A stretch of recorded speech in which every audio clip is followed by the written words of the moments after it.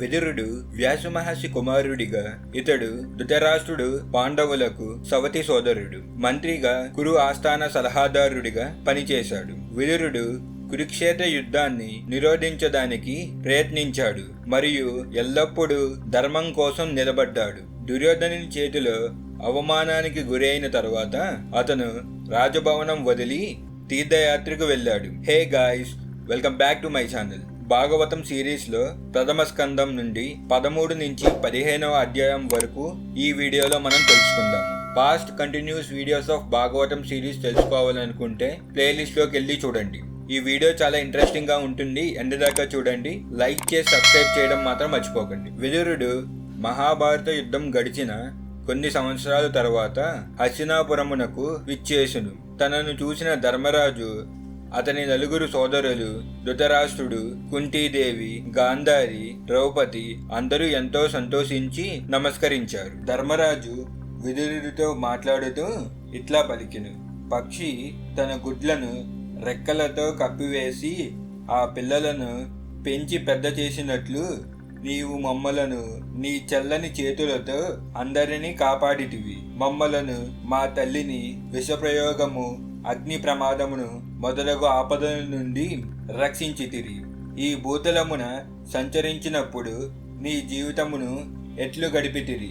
ముఖ్యమైన ఏ ప్రదేశాలు తీర్థయాత్రలను సేవించితిరి అని ధర్మరాజు విదురుడిని అడిగెను.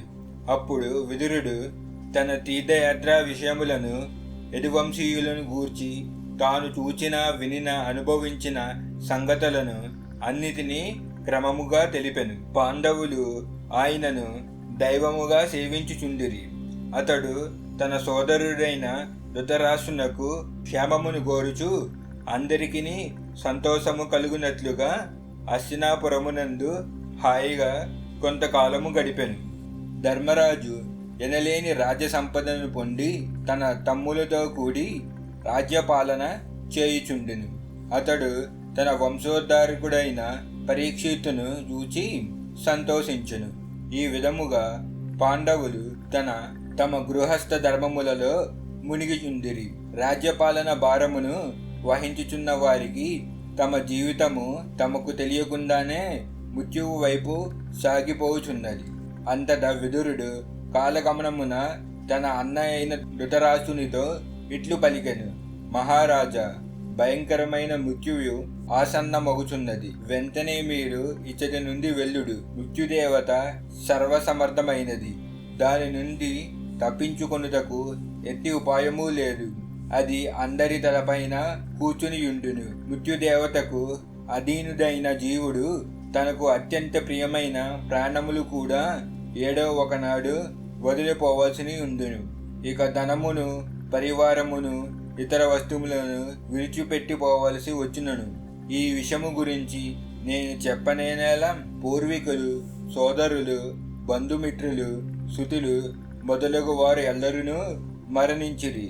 నీ వయసు కూడా పైబడినది, శరీరము కూడా ముసలితనమును క్రమ్ముకొనినది. ఈ కారణము వలననే నీవు ఇంత పెద్దవాడివైనను భీముడు వేసిన ఎంగిలి మెతుకుల కొరకు కుక్కవలే ఇచ్చటపడి ఉన్నావు. నీవు ఆ పాండవులను లాక్షాగృహమున అగ్నికి హావుతు చేయుటకు ప్రయత్నించితివి. విషప్రయోగముతో అంతము చేయుజూతివి. పవిత్రమైన పాంచాలిని నిండు సభలో అవమానించితివి. వారి రాజ్యమును, సంపదను లాక్కొంటివి. అంత చేసిన వారు విడిలించిన పిడికెడు అన్నములకై ఆశపడి జీవించుచుంటివా?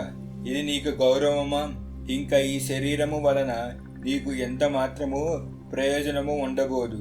జీవితముకై మమకారము వీడుము. తన తమ్ముడైన విదురుడు ఈ విధముగా ఉపదేశించుటచో ధృతరాష్ట్రునిలో కనువిప్పు కలిగెను. వెంటనే అతడు బంధుమిత్రుల పైన మోహపాసములను విడిచిపెట్టి విదురుడు తెలిపిన మార్గమున బయలుదేరెను. అంతటా సుబలుని పుత్రియగు గాంధారికి తన పతి అయిన ధృతరాష్ట్రుడు హిమాలయమునకు బయలుదేరి విషయమును తెలిసెను. ధర్మయుద్ధమున తన శత్రువు చేతిలో దెబ్బతిన్నను వీరునకు సంతోషమే కలుగును. అట్టి సంతోషమే సన్యాసులకు హిమాలయమున కలుగును. అందువలన ఆమె తన పతిని అనుగమించెను. అజాత శత్రువైన ధర్మరాజు ప్రాతకాలమున సంధ్యావందనము అగ్నిహోత్రాది నిత్య విధులను పూర్తి చేసెను. పిమ్మట బ్రహ్మనోతులకు నమస్కరించి వారికి నువ్వులను, గోవులను, భూములను, సువర్ణములను దానము చేసెను. అనంతరము పెద్దలకు పదాభివందనము ఆచరించెను. అచ్చట ఆయనకు ధృతరాష్ట్రుడు, విదురుడు, గాంధారి ఎవరూ కనపడలేదు. అందువలన ధర్మరాజు బాధపడుచు అచ్చటనే కూర్చుని ఉన్న సంజయునితో ఇట్లు ప్రశ్నించెను. ఆర్య, మా పెద్ద తండ్రి అయిన ధృతరాష్ట్రుడు వృద్ధుడు, పైగా నేత్రహీనుడు. ఆయన ఎక్కడికి వెళ్ళి ఉండవచ్చును? మా తల్లి గాంధారి 100 మంది పుత్రులను కోల్పోయి శోకముతో అలమటించుచున్నది. మా పెన్న తండ్రి యగు విదురుడు, వారు అందరూ ఎక్కడికి వెళ్ళిరి? కుమారులను, బంధుమిత్రులను కోల్పోయిన మా పెద్ద తండ్రి మిగులు దుఃఖముతో ఉండెను. అప్పుడు సంజయుడు కూడా తన స్వామి అయిన ధృతరాష్ట్రుడు కనబడకపోవుటచే ఆయన ఎడబాటునకు మిక్కిలి కలత చెందెను. పాండునందన, మీ తండ్రులు యొక్క గాంధారీదేవి యొక్క సంకల్పము ఏమో తెలియకున్నది. దేవర్షి అయిన నారదుడు తుంబురినితో కూడి అతడికి ఇచ్చేసెను. ధర్మరాజు అతని సోదరులు లేచి నిలబడి ఆయనకు నమస్కరించెను. మహాత్మా, మా తండ్రులు ఎచ్చటికి వెళ్ళారో మాకు బోధపడతలేదు. పూజ్య మహర్షి నారద, అపారమైన సముద్రము కర్ణదారి వలె నీవే ఈ సమయమున మమ్మలను ఈ శోకము నుండి గట్టెక్కించవలను. అంతటా నారదుడు ధర్మరాజుతో ఇట్లు పలికెను. ధర్మరాజ, నీవు ఎవరి కొరకు దుఃఖింపగలదు? ఈ జగత్తు అంతయును ఈశ్వరాధీనము. ఈ దేవాది దేవుడు ప్రాణులను కలుపుచుండును, వేరు చేయుచుండును. కనుక ధర్మరాజ, దీనులు దుఃఖితులు అయిన మా పెద్ద తండ్రి పెద్దమ్మ అసహాయ స్థితిలో నేను లేకుండా ఎట్లుండగలరు అను అజ్ఞానమైన నీ మానసిక దౌర్బల్యమును వీడుము. మహారాజా, సకల ప్రాణులకును జీవన ప్రదాత అయిన భగవానుడు ఈ సమయమున భూతలమునందు సత్పురుషులకు ద్రోహము చేయువారికి శిక్షించుటకై కాలరూపుడై అవతరించినాడు. ఇంతవరకు అతడు దేవకార్యములను పూర్తి చేసినాడు. ఇంకా కొంత కార్యము మిగిలి ఉన్నది. శ్రీకృష్ణుడు దాని కొరకై వేచియున్నాడు. ఆ ప్రభువు ఈ భూమండలమున ఉన్నంత వరకును మీరు కూడా వేచియుండు. ధర్మరాజ, హిమాలయమునకు దక్షిణ భాగమున సప్తఋషులు ప్రసన్నత కొరకు గంగా నది వేర్వేరు 7 పాయలుగా ప్రవహించుచున్నది. దానిని సప్తస్తోత్రము అని అందురు. ప్రస్తుతము అచ్చటి ఋషులు ఆశ్రమునకు ధృతరాష్ట్రుడు తన భార్య అయిన గాంధారితోనూ తమ్ముడైన విదురుడితోనూ గుడి వెళ్ళినాడు. ఇప్పుడు ఆయనలో ఎట్టి కోరికలను లేవు. అతడు కేవలము నీతిని ఆహారముగా గొనుచు ప్రశాంత చిత్తుడై నివసించుచున్నాడు. ధర్మరాజ, నేటి నుండి 5వ దినమున అతడు శరీరమును త్యజించి యోగాగ్నిలో భస్మమగును. పతిదేవుని దేహము దయించబడుతను చూచి బయట నిలిచి ఉన్న గాంధారి ఆ అగ్ని యందే ప్రవేశించి తన పతిని అనుగమించెను అని నారదుడు ధర్మరాజుకు తెలిపెను. శ్రీకృష్ణుని వియోగము వలన పాండవులకు కలత చెందుట. పరీక్షిత్తును పట్టాభిషిక్తుడిని గావించి స్వర్గమునకు వెళుట. దీని గురించి తెలుసుకుందాము. శ్రీకృష్ణునకు అత్యంత ప్రియమిత్రుడైన అర్జునుడు ఆ ప్రభువు యొక్క వియోగము వలన అంతయు దుఃఖితుడై ఉండెను. అన్నయ్యకు ధర్మరాజు విచారగ్రస్తుడై అనేక విధముల శంకించుచు ప్రశ్నించెను. అతని పరిస్థితి చూసి శోకసముగ్నుడైన అర్జునుడు ముఖము వాడిపోయి ఉండెను. శ్రీకృష్ణ భగవానుడు తన స్వరూపమును అంతర్ధానమనర్చి ఉండెను. ఆ స్వామికి తన ఎదల గల ప్రేమను, ఆయన తనకు చేసిన మహోపకారములను తలుచుకొనును. అర్జునుడు కృష్ణ ప్రేమలో మునిగియుండును. భగవంతుడు తన పట్ల చూపిన ఆత్మీయతను, చెలిమిని, కూర్మిని మొదలగు ఉదారపూర్వకమైన కార్యములనన్నిటినీ స్మరించుకొనుచుండెను. మహారాజా, నేను ఏమని చెప్పెదను? ఆత్మబంధువు, నాకు గాధమిత్రుడు అయిన శ్రీకృష్ణుడు నన్ను ఎట్లా విడిచి వెళ్ళెను? అతడు లేని నా జీవితము శూన్యమైనది. అతని ప్రభావము చేతనే దేవతలు కూడా నా పరాక్రమణకు చతికిలబడిరి. శ్రీకృష్ణుడు లేని కారణమున ఇప్పుడు నా తేజస్సు అంతయు అంతరించిపోయినది. ప్రాణము పోయిన శరీరము శవముగా పేర్కొనబడును. అట్లే నేను కూడా నా కృష్ణుడు లేనందున ఈ లోకమంతా నాకు శూన్యముగా తోచుచున్నది. ద్రౌపది స్వయంవర సమయమున ద్రుపద మహారాజు గృహమునకు కామోత్తులైన పెక్కుమంది రాజులు ఏటించిరి. శ్రీకృష్ణుని ఆశ్రయించుట వలననే నేను వారి పరాక్రములను నిర్వీర్యమనర్చితిని. ధనస్సునందు బాణములను సంధించి మత్స్యయంత్రమును ఛేదించి ద్రౌపదిని పొందితిని.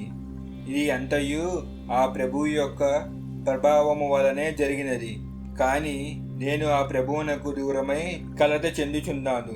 అహో, బలపరాక్రములలో ఆ పురుషోత్తముని సాన్నిధ్యము వలననే నేను ఇంద్రాది దేవతలను జయించి కాండవవనమును అగ్నికి అప్పగించి తిని. అప్పుడు ద్రభిమాని అయిన జరాసంధుడు రాజులను అందరినీ జయించి మహాభైరవ యజ్ఞమునందు బలి ఇచ్చుటకై వారిని బంధించి ఉండెను. శ్రీకృష్ణుని అనుగ్రహ ప్రభావముచే 10,000 ఏనుగులతో సమానమైన బలము గల భీమసేనుడు జరాసంధుడిని సంహరించెను. వనవాస సమయమున మన శత్రువైన దుర్యోధనుడు తన కుటిలమైన ఉపాయముతో అందరితో పాటు ద్రౌపది కూడా భుజించిన పిమ్మట దూర్వాసుడు తన 10,000 మంది శిష్యులతో మన కడకు వచ్చెను. అప్పుడు వారందరికీ భోజనములను సమకూర్చుట ఎట్లు అని ద్రౌపదీదేవి మిక్కిలి సంకట స్థితిలో పడిపోయెను.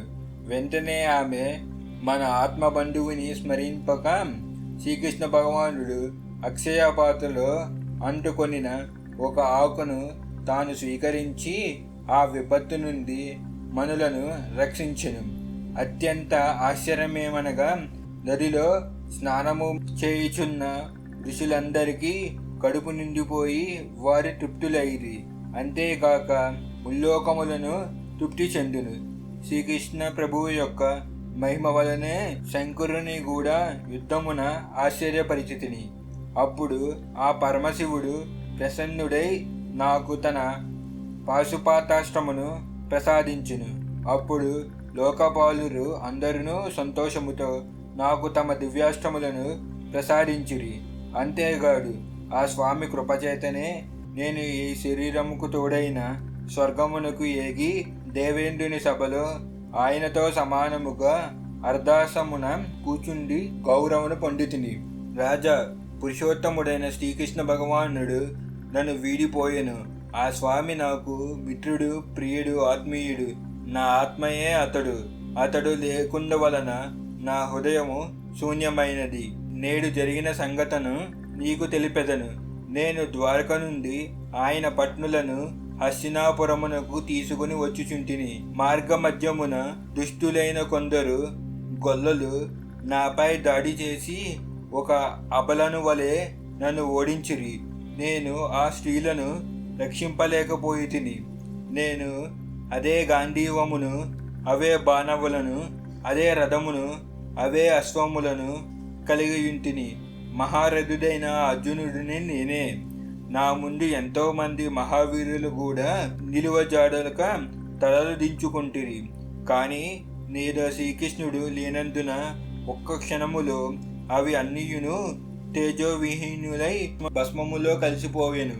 రాజా, ద్వారకా నగరము గల మన బంధుమిత్రులందరూ సుహృతులను గూర్చి అడిగి తిని. కానీ వారు ఎల్లరునూ విప్రుల శాపము కారణముగా మోహగ్రస్తులై వారిని మదిమను సేవించి బోధోన్మతులై వారు అపరిచితుల వలె పరస్పరము కలహించుకొనును. ముష్టిఘాతములతో కొట్టుకుని నశించితిరి. వారిలో కేవలము 4 5 మిగిలి ఉన్నారు. ఒకే ముళ్ళును మరొక ముళ్ళుతో తీసిన పిమ్మట రెండిటిని పారవేసినట్లు ఆ లీలామానుషం దేహమును ఉపసంహరించెను. ఆయన దృష్టిలో ఆ రెండును సమానమే. భగవానుడు ఒక నటుని వలె మత్స్యాది రూపములను ధరించి వాటిని తిరోహితమును చేర్చెను. అదే విధముగా మానవ దేహమును దాల్చి భూభారమును తొలగించిన పిమ్మట దానిని ఉపసంహరించెను. ధర్మాత్ముడైన యుధిష్ఠిరుడు కలియుగ ప్రభావము అంతయును వ్యాపించినట్లు గమనించెను. దేశమునందును నగరమునందును గృహములందును ప్రాణులలోనూ లోభము, అసత్యమును, మోసము, హింస మొదలగు అధర్మ ప్రవర్తనలను వృద్ధిని గమనించెను. కనుక అతడు మహాప్రస్థానమును నిశ్చయించుకొనెను. అంతటా అతడు తన మనవుడైన పరీక్షిత్తును ఈ భూమండలమును హస్తినాపురమునందు పట్టాభిషిక్తుని గావించెను. అనంతరము అతడు నార వస్త్రములను ధరించి అన్నపానాదులను వదిలివేసెను. పిమ్మట శ్రీమన్నారాయణ యందు ఏకాభిమానమును పొంది వైకుంఠమునకు చేరుకొనెను. ఇది శ్రీమద్ భాగవత మహాపురాణమునందలి ప్రథమ స్కందము నుండి 13 నుంచి 15 అధ్యాయం వరకు. నెక్స్ట్ వీడియోలో పరీక్షిత్ యొక్క దిగ్విజయ యాత్ర, ధర్మదేవతకును భూదేవికి జరిగిన సంభాషణ గురించి తెలుసుకుందాము. ఈ వీడియో లైక్ చేసి సబ్స్క్రైబ్ చేయడం మాత్రం మర్చిపోకండి. Full continue series of Bhagavatam కావాలనుకుంటే ప్లేలిస్ట్లోకి వెళ్ళి చూడండి. Thank you so much.